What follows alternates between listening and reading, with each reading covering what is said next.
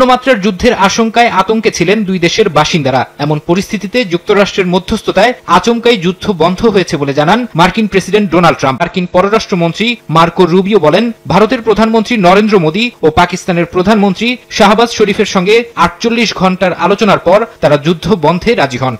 ট্রাম্পের ঘোষণার পর অস্ত্রবিরতির কথা জানালো ভারত পাকিস্তান। মার্কিন প্রেসিডেন্ট ডোনাল্ড ট্রাম্প ঘোষণা করেন ভারত ও পাকিস্তান অবিলম্বে পুরোপুরি অস্ত্রবিরতিতে রাজি হয়েছে। এরপরই আলাদাভাবে দুই দেশ অস্ত্রবিরতিতে যাওয়ার তথ্য নিশ্চিত করেছে। পাকিস্তানের পররাষ্ট্রমন্ত্রী ইসাকদার বলেছেন, ভারত ও পাকিস্তান অবিলম্বে অস্ত্রবিরতি কার্যকর করতে রাজি হয়েছে। শনিবার সন্ধ্যায় এক্স হ্যান্ডেলে একথা জানান তিনি। ইসাকদার বলেন, পাকিস্তান সবসময় এই অঞ্চলে শান্তি ও নিরাপত্তা প্রতিষ্ঠার চেষ্টা করছে। এক্ষেত্রে তারা দেশের সার্বভৌমত্ব ও অখণ্ডতার সাথে কোনো আপোষ করেননি। এদিকে সন্ধ্যা 6টার দিকে সংবাদ সম্মেলনে ভারতের অস্ত্রবিরতির সিদ্ধান্তের কথা জানান দেশটির পররাষ্ট্র সচিব বিক্রম মিশ্র। তিনি বলেন, স্থানীয় সময় শনিবার বিকেল 5টা থেকে স্থল, বিমান ও নৌবাহিনী পাকিস্তানের দিকে সব ধরনের গুলি চালানো বন্ধ রেখেছে। পাকিস্তানের ডিরেক্টর জেনারেল মিলিটারি অপারেশনস ভারতীয় সময় 3:35